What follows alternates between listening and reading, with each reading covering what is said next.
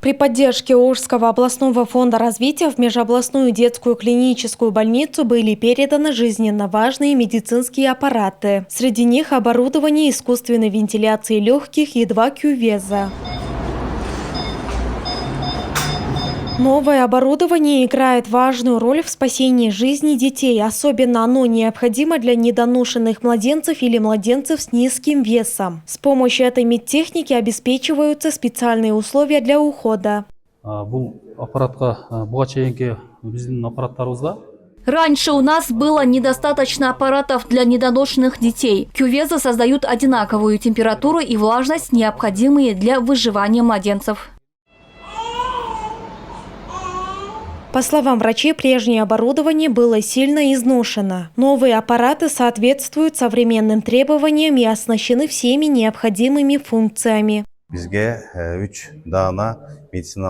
Нам передали 3 медицинских аппарата на сумму 3 миллиона 400 тысяч сомов. Мы давно нуждались в таком оборудовании. Теперь эта потребность закрыта. В рамках устава областного фонда развития мы также поддерживаем сферу здравоохранения. Ранее уже были закуплены цифровые рентген-аппараты. Такая работа будет продолжаться.